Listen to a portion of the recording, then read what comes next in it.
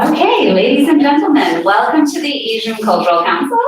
My name is Miho Walsh. I'm the executive director here, and I'm so delighted so many of you showed up to tonight's event. It's a gorgeous day outside, and we're going to hear a gorgeous talk by Urmila, and we're just really excited about this series that we call Cultural Conversations. It's our new opportunity to sort of share our grantees' work, and we hope to come back frequently, and we hope to do more of these, and so thank you for your support. And without further ado, I'm going to introduce my colleague Cecily Cook, who's the director of programs here, as many of you know, and she's going to say a few words of introduction, and then we're going to get started.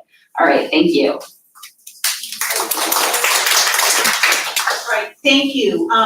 So I think many of you already know Urmila, who is an anthropologist and a specialist in material culture with a focus on textiles and Hinduism in India and Indonesia.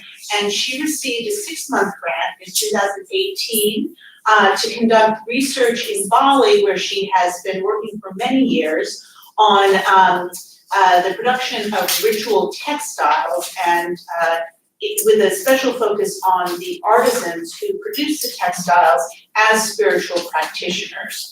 And this grant also supported her to do some comparative study in Java and in Flores. In addition to being a scholar, Urmila is also an artist, with perhaps less time for her practice at this particular moment. But the interdisciplinary way that she thinks, I think, makes her an especially interesting researcher, and I think you'll all enjoy what she has to say tonight very much. Thank you. Thank you.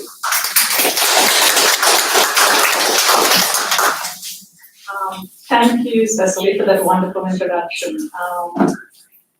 It's always interesting to be, to work between these fields of academia or research, what we think of as being the more empirical, objective side of things, as well as indulging myself in the more poetical, I guess, more subjective side in artwork. And I hope to be able to come back to that. Maybe you'll see a hint of that in the talk. So,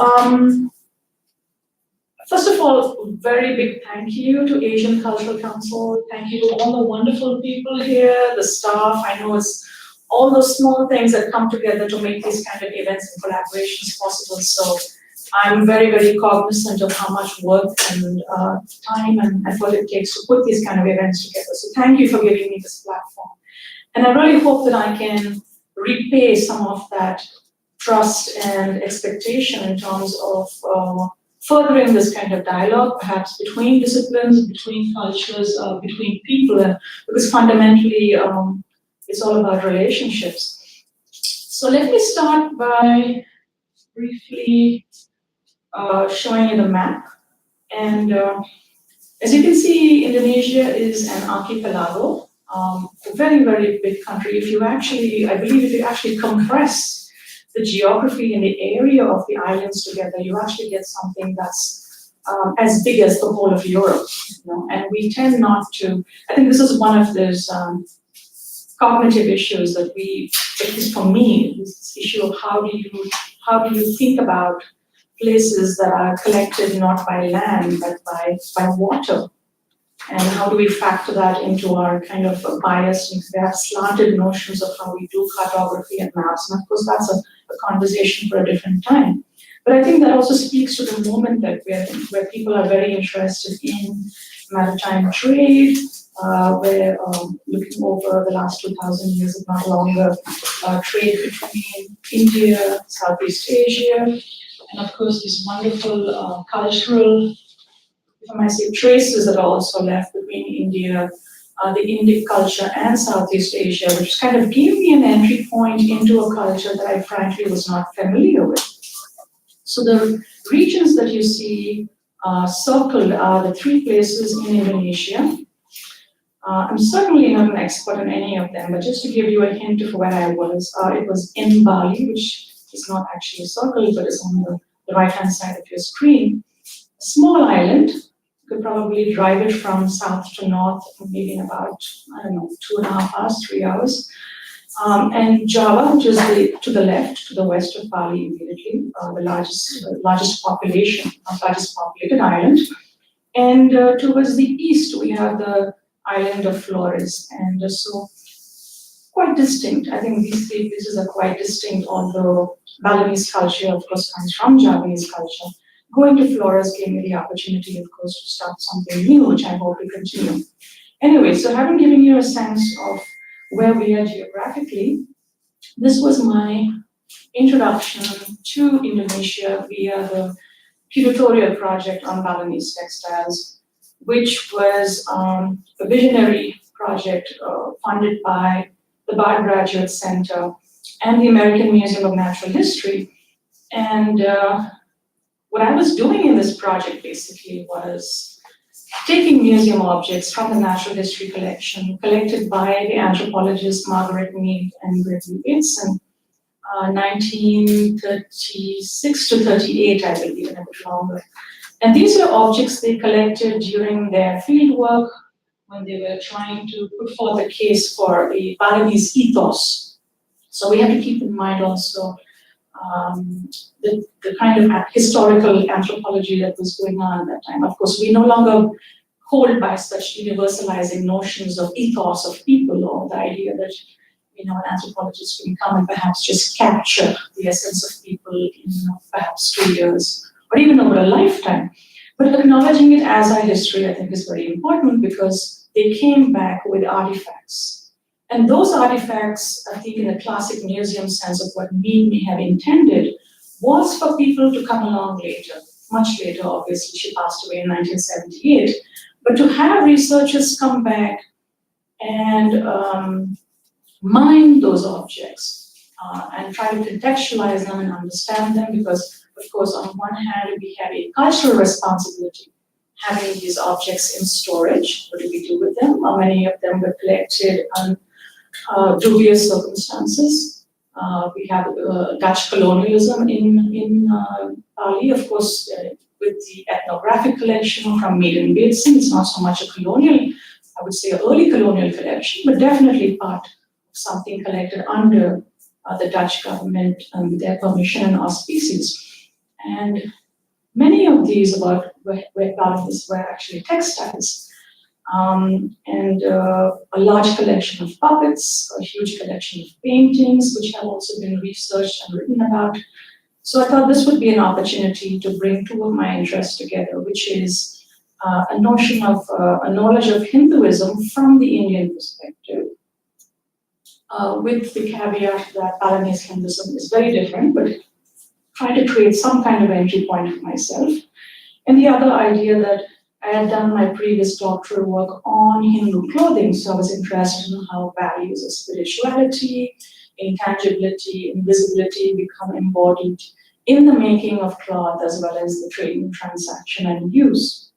So that is the publication that came out at the very end, and I believe we have a copy here to show you later. So these are the kind of themes I was producing, various types of Balinese cloth that people who study textiles, we have, of course, many leaders in the field who have written volumes on this subject.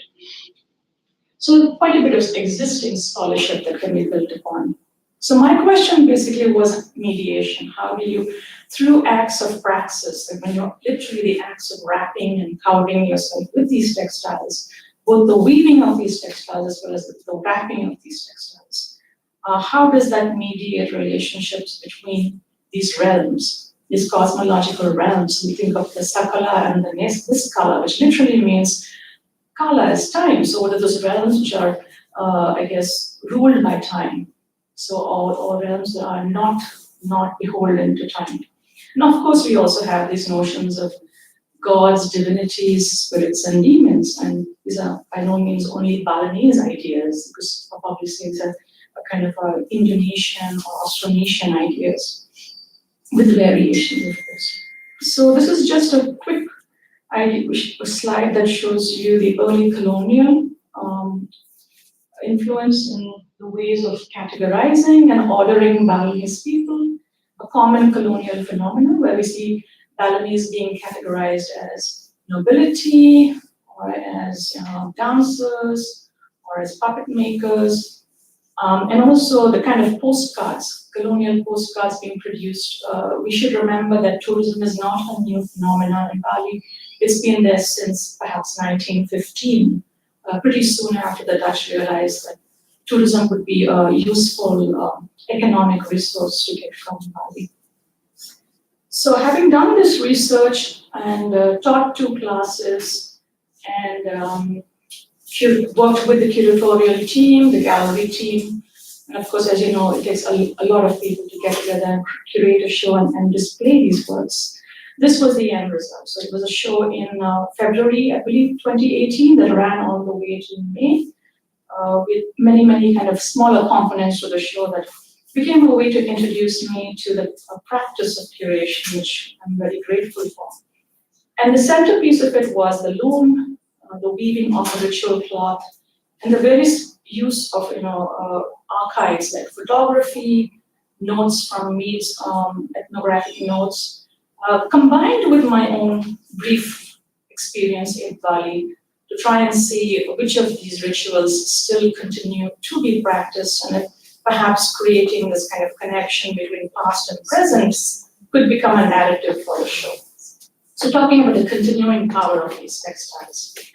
And of course, we are indebted to all the museums, galleries, private collectors who donated their objects for this show. So, having finished those 2 years, I think the ACC research came at a very interesting time.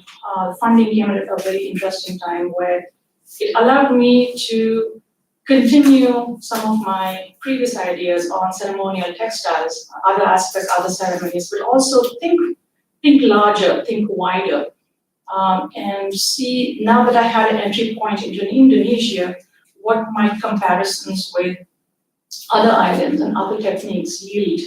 And I'm very grateful that they posed this question to me and said, okay, so yes, so what can you do next? What further how can we push your research in this extent, in this direction? And I'm grateful for that push because I think new questions have emerged from these. And speaking to the kind of dynamism of doing field work, of course, you go in with certain questions and then you meet people and you talk to them and you realize that your questions are really of no interest to them. And they are actually resisting you.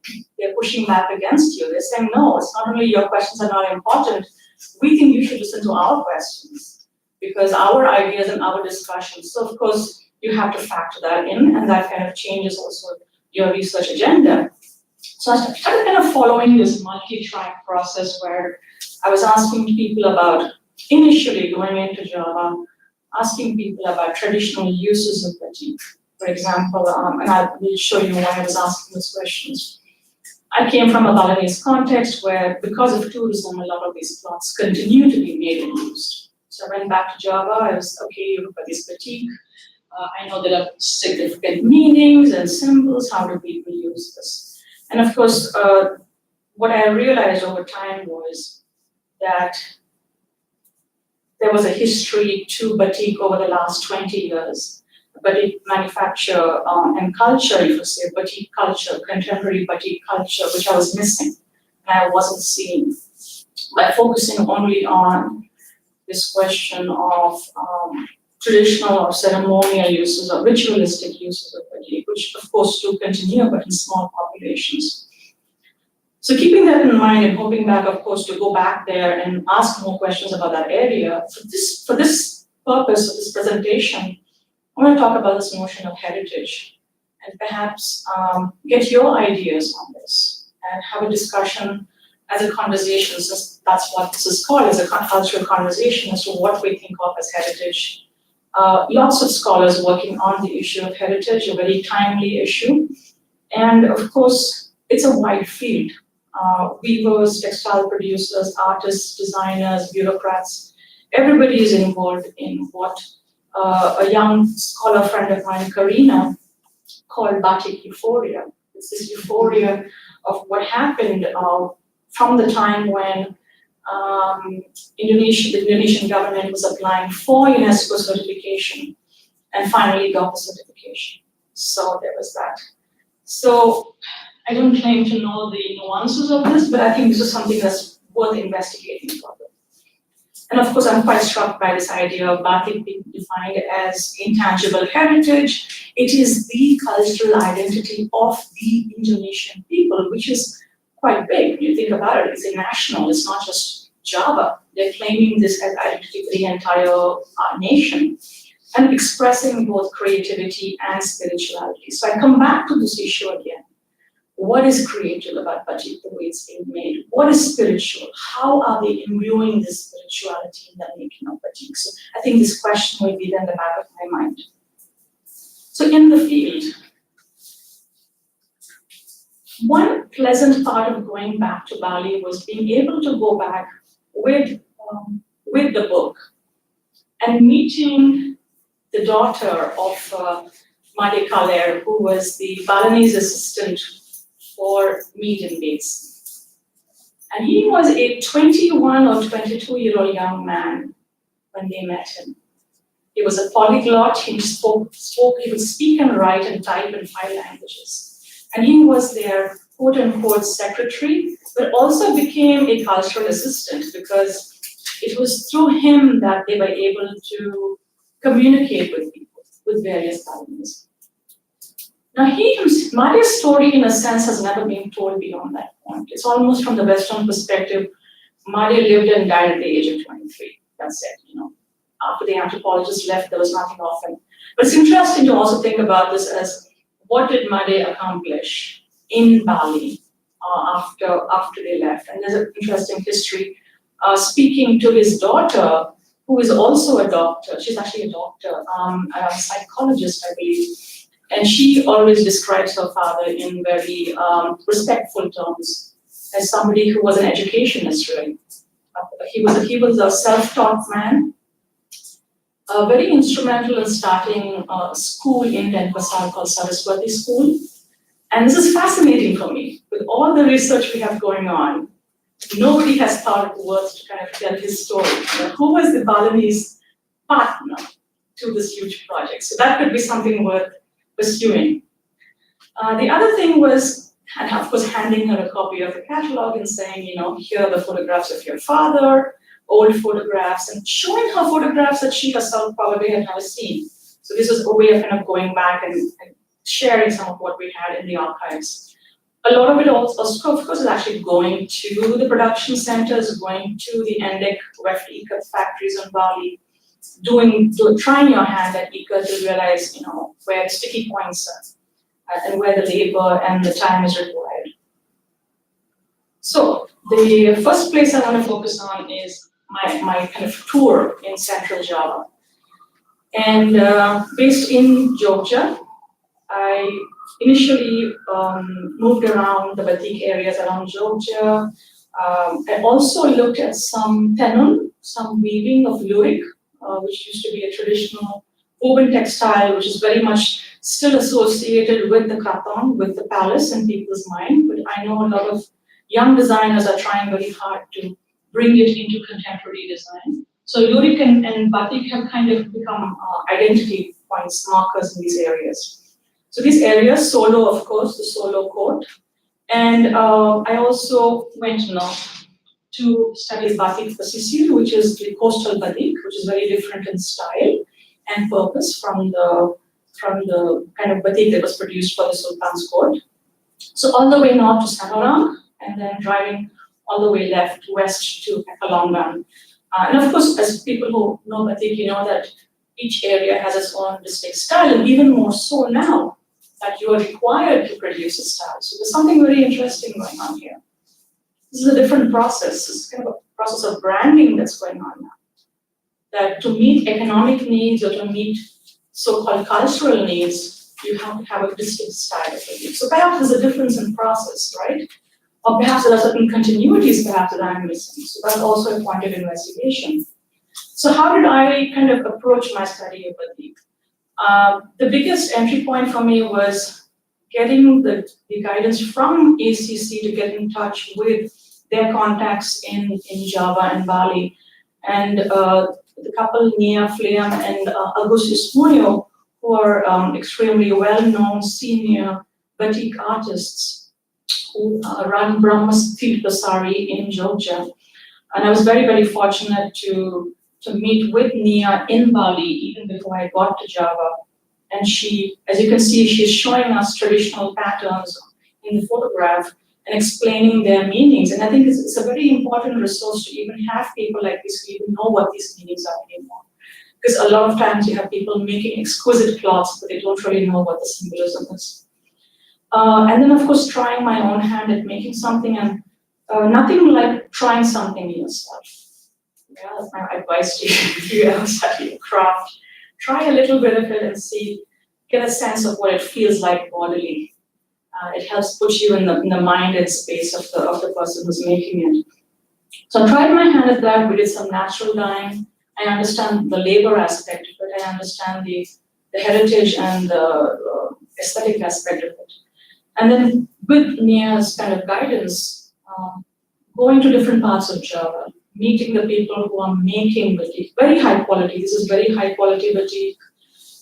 And my question, of course, was, but the sticky points for me was, you make these beautiful cloths.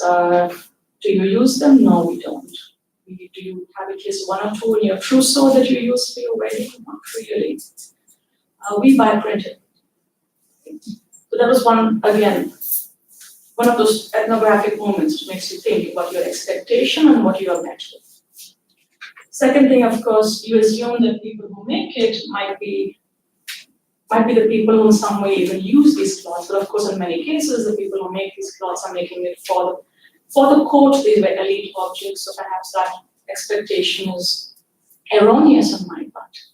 Having said that, when you are in a heritage environment, and a lot of these batik centers are set up as heritage environments. They have posters explaining the meanings. You have camps where people are taught to do this. So it's both a socio-economic as well as cultural outreach center. So on that auspices, I asked them, what does this mean? What are the rituals? That knowledge, unfortunately, is lacking, because what is happening here is a process of engineering its connections. Again, with that euphoria in mind, how do you engineer heritage? So there's something interesting happening here in terms of our expectations of this organic process of meaning making and some of the reality with which I was met. The third place I went to was Flores. And this was completely different for me. And this is something I would definitely say ACC totally opened my mind by saying go to a different place. This was in Nusa Tenggara, of course, eastern Indonesia, which is very, very different from anything I had experienced in terms of, I guess, the Javanese or Balinese context, which still has some remnants of Sanskritic or Indic culture attached to it. And going to Flores and seeing connections with India from a different perspective, which was looking at how they had brought in trade cloths, the patola cloths, and how they were reinterpreting them for their own uses. Now, I don't have very much to say about the cultural uses of these cloths. Perhaps if you're interested, you can read Roy Hamilton's book, Gift of the Cotton Maiden. I certainly don't know enough to talk about it, but what I want to share is that here again, the process is important. And the painstaking process of collecting your own indigo leaves, making your own dye bath, learning how to tie ikat ties, not with plastic, but with little pieces of palm. So getting a taste of the process, working with young people at Nani House, which is again a studio heritage workshop. Young people who were quite puzzled, frankly, as to what I was doing there. Because they were more, quite frankly, this was really interesting because you learn so much beyond what you got to learn. And of course, they were more interested in Instagram and going to the beach, which was great. And of course, the big question was, why are you interested in this? Why have you bothered to come all the way to learn this? And consequently, some kind of realization that they would like to be involved in it, perhaps from the heritage angle. So we don't really know the effects of what we do. So we should be cognizant of that also, knowing that I met these young women, high school students. And then working with Ibu Nina, Pak Daniel, who run Nani House, going to the Kabun, going to the Kampung of Wego, where they improvise the loom on the spot. I think this is all knowledge you really you can't recreate it that way. And of course, the kind of respect I have now for ikat weaving, I've never had that before I actually tried doing it. So, and also realizing how much magical efficacy can be associated with getting a clear, sharp image with ikat. So you can see my little efforts at making that lizard over there. It's kind of hard. It's hard to get the shape, it's hard to kind of get the clarity. And I understand why they place so much emphasis, not just artisanal, but spiritual, on manifesting the spirit of the gecko, or the spirit of whatever animal, the lizard or the snake, in the cloth through that. So, having shown you the 3 places I went to and some of my field activities, I'll very quickly go through ceremonies. This was in Bali, Tumpak Landa. It continues to fascinate me that quote-unquote inanimate objects are treated this way. The phenomenon of pra wedding, I think some of you might be familiar. Fantasy weddings, pra wedding phenomena.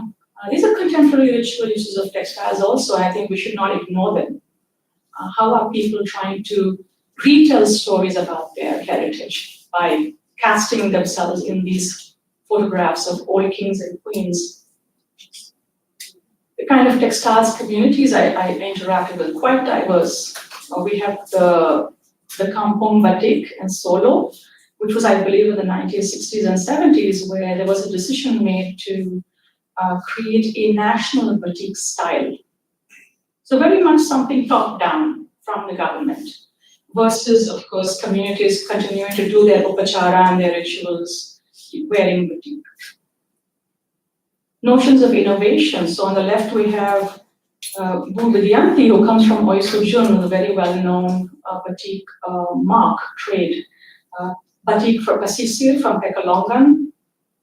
Continuing, she's the last person in her family who made this batik. So it's going to end with her, because she has 2 sons. They're not interested in the tradition, and she doesn't want to continue making the way she describes it, cheaper material or less quality. So she feels she has a standard to aspire to. On the right-hand side, you have more of the innovative batik that's been produced by Park Dudung. It is some beautiful stuff where he deconstructs the Chris motif in batik, combining it with his own heritage as a Arabic Indonesian. And also innovation at the craft level, where someone says, okay, I have a birthday, can you make me a Hello Kitty cloth? So once again, heritage and tourism, I come back to connections I found between cloths being sold in the Grand Indonesia Mall in Jakarta and the kind of cloths being made in Bali. So these cloths travel long distances to be sold to you, even in Jakarta. I don't have enough time to go into all of these, but again, this notion of place. I'm noticing that place is becoming very important, and people are trying to mark their place for batik. So you have Batik Rifaya. So we know Batik Rifaya is a style in Batam, and now all efforts into creating a heritage village out of that particular village. We already have seen a history of turning Giriloyo into one of those villages. If you go to Borobudur, for example, you are part of the tourist experience because you have a chance to dress in batik. You can get your photograph taken. In addition to that, batik motifs are put on lots of surfaces, right? On the sides of trains, on boxes. So we have to ask ourselves what it means when the pattern has been disassociated from previous, again, part of this euphoria that I'm talking about. So here's the question I kind of end up with. So how, when we have this notion of cultural exchange and this idea of change and encounter, how do we sustain this complexity of what we know to be the textile history and the practice?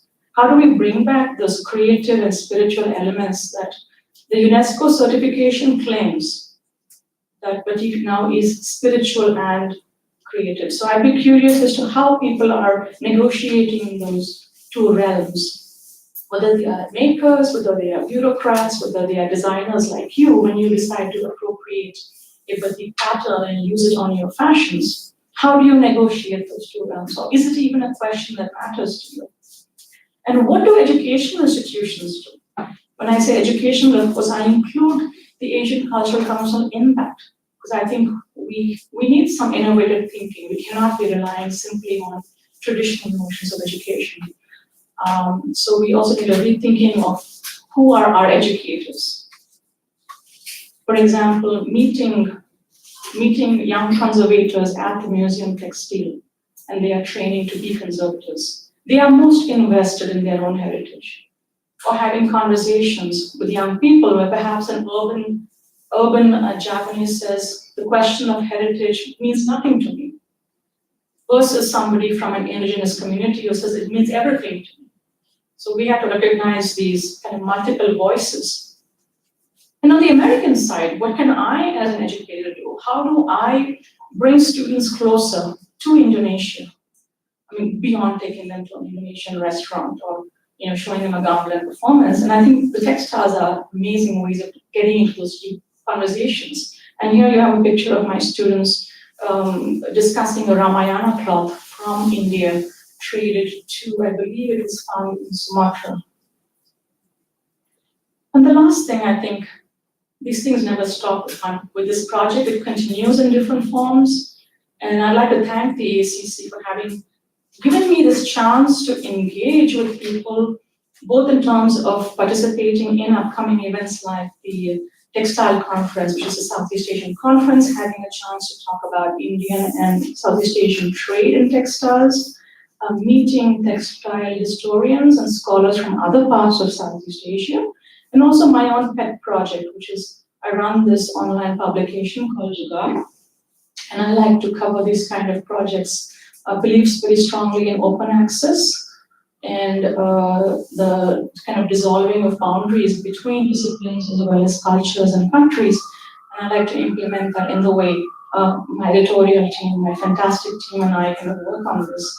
So on a positive note, looking to the future and hopefully co-curating the next show between the Indonesian artist Ari and the Balinese artist Chitra, we'll be looking more and delving deeper into Balinese history and culture, using artifacts for questioning.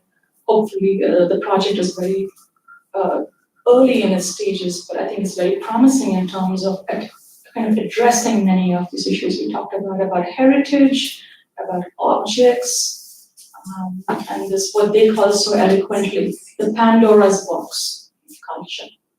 So the last thing I'd like to do is just end with a big thanks to all these various people. And my memory of Indonesia will always be the young people, especially the students. So thank you again, Indonesia. Thank you, Asian Cultural Council.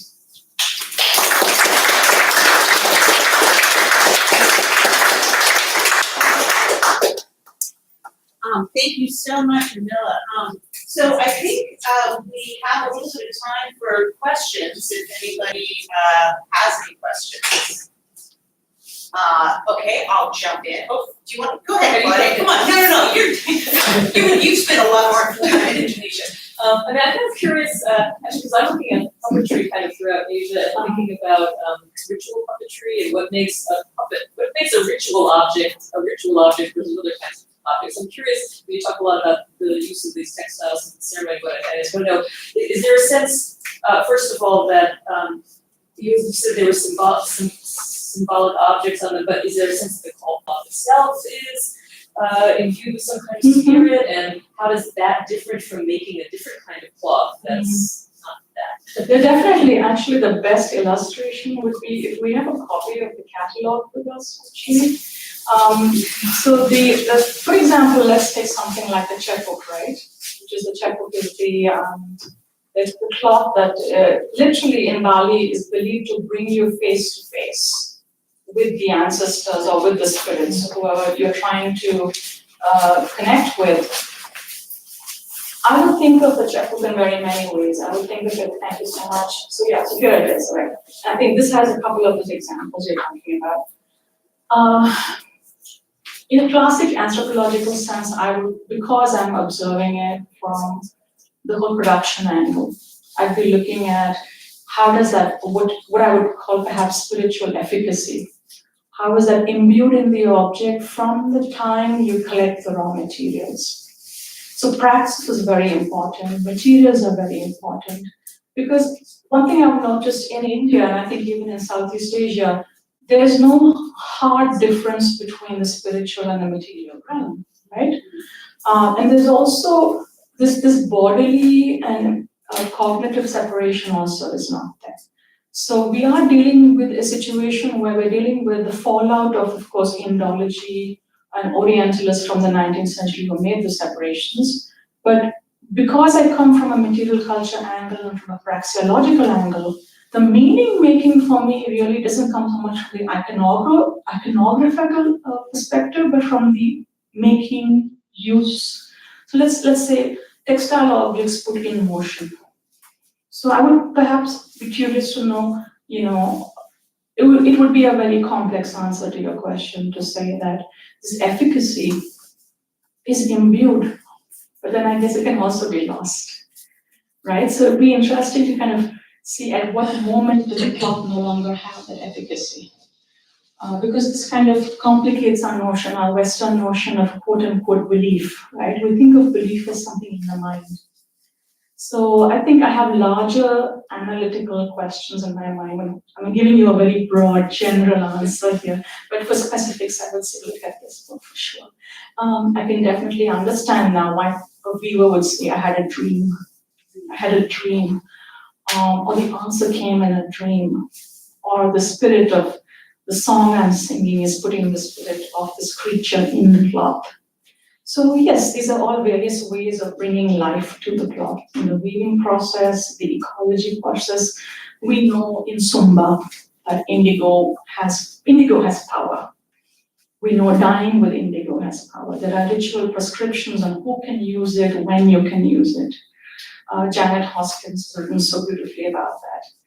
So whether it's making, of course, the rupture that's happening now that I'm struggling with is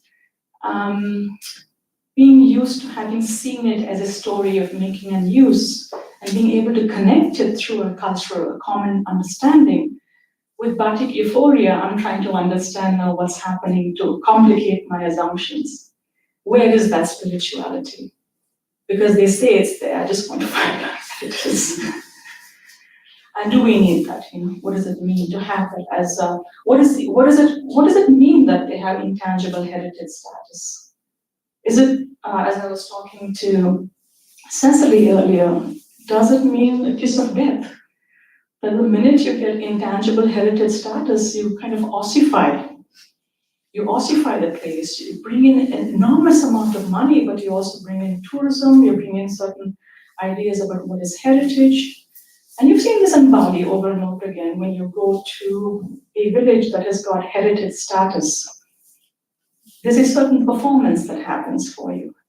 So it complicates all our notions of what is authenticity and what is culture. And I certainly am not saying anything is good or bad, but we have to keep this in mind. Really, it's a very complex landscape as to where is authenticity? Is it just my concern? Is it their concern? Where do they locate it? If a contemporary Balinese man is more concerned about driving a taxi than doing the puppetry, and if capitalism and tourism is as much present over there as these rituals we think of, it's a very complex terrain. It's a very modern terrain. So I don't know if that answers your question. Could you identify yourself? Batik. Yes. Really, what kind of a dyes they're using? Well, I think in the in India, kalamkari, in the Andhra, they're using the natural dye colors. But in batiks, what colors they're using? What kind of dyes? So it depends on what kind of batik you're talking about. The traditional batik, which is for the palace, would have been the soho, I think, yeah, the brown, and indigo for the blue, or maybe the white of the cloth underneath. So very conservative palette, right? Natural dyes, very much like kalamkari natural dyes. Batik pasisir, when you go to the north, then you start to see the bright colors, explosion of colors. Again, with the advent of perhaps chemical dyes also. So that also is May I ask why you were interested in the question of natural dyes? No, particularly in Andhra, in India, they're using the natural colors. Yeah. In the textile, particularly the same thing as Java also, they use the batik. So it seems to be a common situation also. Sorry? Fruits and vegetables. Fruits and vegetables, yes, but we also know that chemical dyes have been with us for a long time. Pretty soon after they were invented by Bayer, they came to Indonesia in the late 19th century, same with India also. And Indian manufacturers have had to compete with British manufacturers making versions of their cloth printed in Manchester. Same with the Indonesians, they had to compete with Dutch manufacturers making their printed versions. And now Javanese make their printed versions of these cloths, which are much cheaper. So this issue of natural dyes is quite fascinating. It's a great entry point into this complexity we are talking about. People are trying to convince us in different ways, consumers, that they should be ethical, that they should buy natural dyes. It's safer for the person who's working with these dyes. It's more beautiful, it's more traditional. And on the other hand, you have the market of expediency, which is the person in Sumatra maybe who doesn't have a shipped cloth. There's no way of getting a shipped cloth, no way of getting it woven. So perhaps might get a woven version if they want to from a manufacturer in Java. Or maybe, for example, what are those cloths? Various kind of traditional cloths in Java, if anybody's familiar, there's a whole town I think you can go where they will print, they are actually busy making kind of commercial versions of quote unquote ritual cloths for the local market on other islands. So price becomes a factor. So I completely respect the fact that people want to work with natural dyes, but the price point is a different market.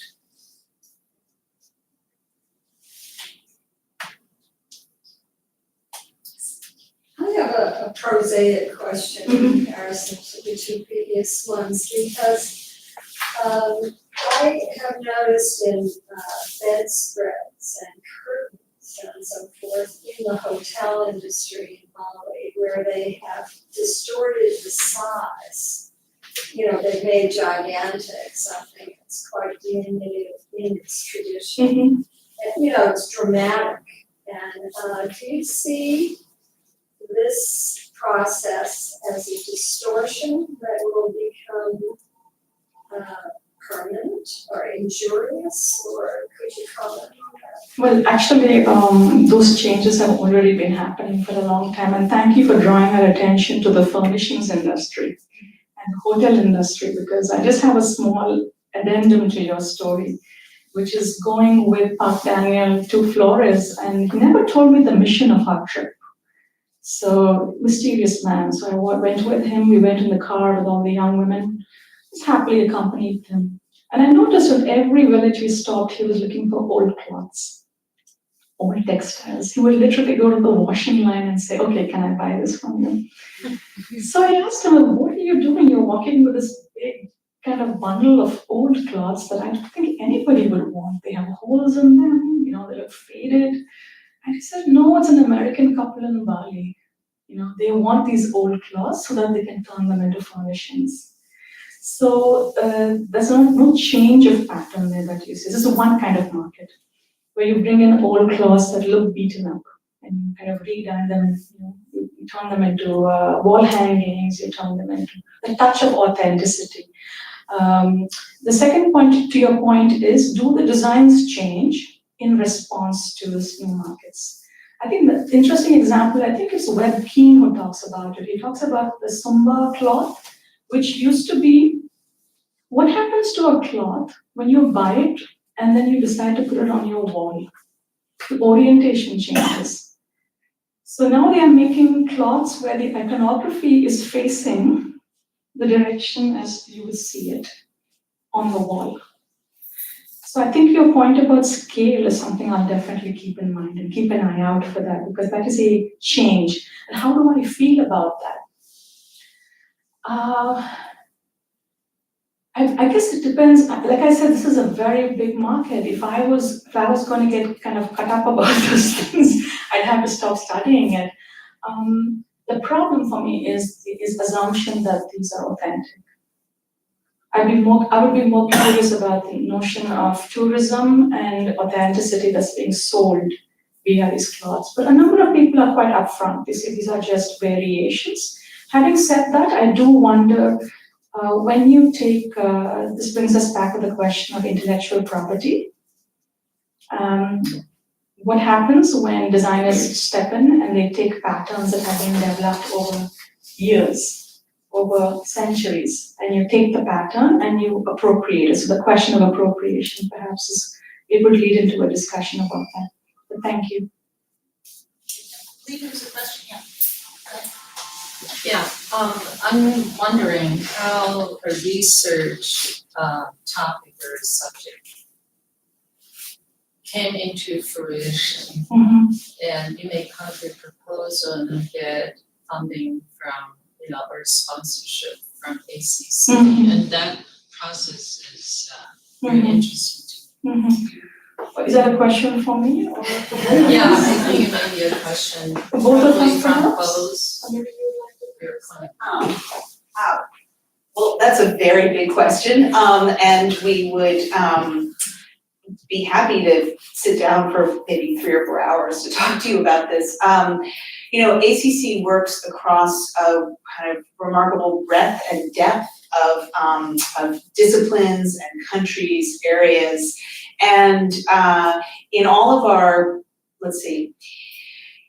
in all of the people that are selected for funding, we are looking for individuals who are going to be essentially cultural ambassadors, who are coming from one place or one discipline or one area of study, and who are going to come engage with people in another place and bring their perspective and absorb the perspective of the place that they visit, to make these connections, to make relationships that we hope and plan and try to ensure are enduring, to bring about greater understanding and respect between the East and the West, which is our mission. It's to advance international dialogue, understanding, and respect between Asia and the United States through cultural exchange. So this is what we're looking for in our the recipients of our grants.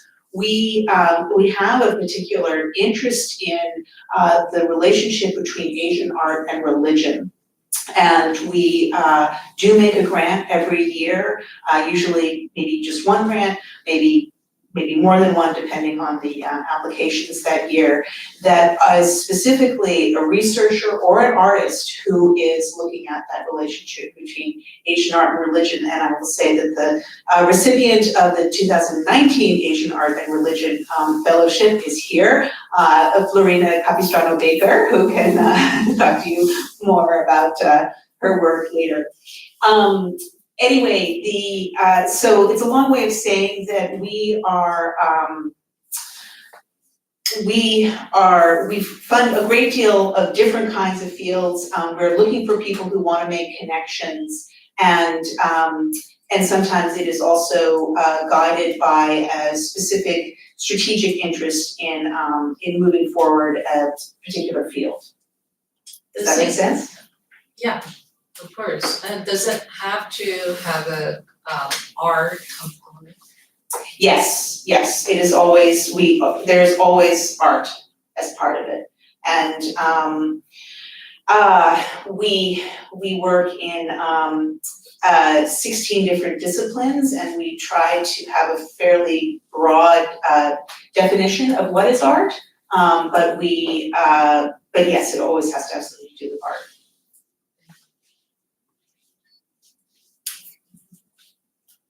Does anyone else have a question? Oh, okay, yeah, absolutely. Next question. Okay, so Let's see, this is this is from being in Georgia is great, okay? Because there are so many young brands coming up over there. And they're doing a lot of experimental work with batik. So this is all batik. And it's a brand called Lamari Lila, so plug for them, I guess. There's a lot of really interesting batik innovation being done. So this is also part of the euphoria, I guess. I'm feeling it. some really innovative work coming out. So don't get me wrong, fashion industry is really good. They got a great, I love the fact there's a great local market that's supporting these things. And of course, Georgia, they have all the art schools there. So shout out to also Gajah Mada University, my friends Franz and Salfia. Thank you so much for being my company, I guess, my partners in this. So I would say definitely the fun stuff was connecting with the young students. Follow-up question to that, more on the student piece. In teaching your students, can you tell us a little bit about what you think they're sort of interested in? I mean, you said you encountered these young people who are sort of like, oh, I just want to Instagram that. But your particular students who are studying this with you, what drives? But that's a completely different demographic. So we're talking about American students. I'm noticing a lot of interest from Asian students. I think Asian students raised here or born and raised here, it's really very poignant in how many ways just bringing back a focus on Asia, Asian history and objects can be very poignant and very effective. It's a very effective way in getting attention, especially of undergraduate students. I think a lot of our education has become so abstract, even in academics. We talk about history, we talk about all these things, but it's hard to explain and to understand what is the weight and baggage of heritage until you actually show them these objects and say, okay, now how do you want to be part of this discussion? Because especially in New York, you have students who come who see themselves being activists, who see themselves being in museums. So I've just been blown away by the quality of my undergraduate students and the kind of, we have fantastic classroom discussions. And at least they're engaging with the question of how do you take those theoretical ideas and apply them when you go out there. So I think that's very satisfying for anybody who's working with them. So yeah, the questions are about identity, I would say. And it struck me for the first time that there is a side to my work that I wasn't quite aware of, which has a value. So whether having an Indonesian student in my class saying, thank you for, okay, so we're out there. Thank you for helping me restore my pride in my culture. Now that sounds a little bit, okay, corny, but it's true. It's true. How do you bring it back? How do you do it in an academically objective way? Because there are strong feelings and passions and all these things. So how do you give them those tools they need when they go out as designers or as museum studies? Even put them on the path where they perhaps want to study these things later and never even considered it. So I think this feeds in amazing ways. This funding really feeds in totally different ways. Like somebody says, oh, I'm teaching 5-year-old kids about the Ramayana, and now I have the actual cloth in front of me. And I'm going to show them these images. And of course, we talk a lot about maritime trade, but when you see the actual objects, there's nothing like it, right? You know, Yogyakarta is the cultural center, soul of Indonesia. I've been there to go to Japanese concerts, music, dance, and then wayang kulit, and then of course Borobudur from Balan. Yes. And I saw performance of Ramayana outdoors in Balinese. Oh, wow. Yeah. You didn't do that? No problem. That's great. So among the countries I have seen, Indonesia made a big impression. I mean, Yogyakarta. I've never been to Bali. You're lucky. But how long did it take you to fly to? From here? Yeah. Oh boy, maybe a day. 5 hours. Maybe a day and not more. I mean, I honestly, I always, my mind is kind of cloudy. I can't quite remember. But yeah, flying over the Arctic. Yeah. I was in Thailand, so. I see, you're much closer. Yeah. I think we have a question from Sajata. Hi, I'm Sujata. I have a question.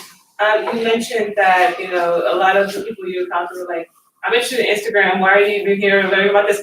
And during my study in sustainability, I encountered the same thing. And I wanted to know, do you feel like the patterns and the theories behind the textiles you were learning are evergreen and will sustain themselves within the next 20 to 30 years? Or do you think there might be a change of how we approach textiles in a general sense in the modern age are affecting how people are going to continue doing it? So overall, do you believe that, you know, that is it truly evergreen, what you were learning while you were in your fields, in your studies? I don't think anything is evergreen. I don't see anything as, it's a constant conversation, a constant dialogue, and constantly kind of shifting and flexing. And we have to be very cognizant about what those forces are. I think it's easy when you're in your academic bubble to think that everybody knows what you know about this or whatever this preserve of knowledge that you have. There is a fervor to document and to record this knowledge before it's lost, right? There's one aspect of it. I think there are different kinds of components to this. I'm very interested also as being in Manhattan with so many fashion schools. What do they mean when a fashion school runs a program saying that we value crafts or we value craft traditions from the rest of the world? What does that mean exactly? I'm still trying to wrap my head around that. Is that going to hasten the demise of something? Like this kiss of death from, heritage status, which I'm sorry, I'm being a little bit polemic here, but so I think this is critical, this stage is critical, and this is where these conversations are super important. And I really think that educational institutions, researchers, instead of just cranking out more students, we have to look at the quality of what we're teaching them and bring these various programs into conversation with each other. There is no need for artists, designers, and textile researchers to not be talking to each other about these issues. And we just don't have to simply take it for granted that something is good or bad. Yeah, we definitely need more conversation. We need more of an activist perspective also about this. And I think education is key. Definitely, education is absolutely key. I know there are a variety of markets out there, but I still feel that education about what we think of as culture, we don't even have a common definition. I'm sure every person in the Zoom has a different idea of what the word culture even means. So a lot of basic groundwork has to be covered when we talk about these things. And I'd be happy to talk with you or through you with other people about this. Thank you all so much.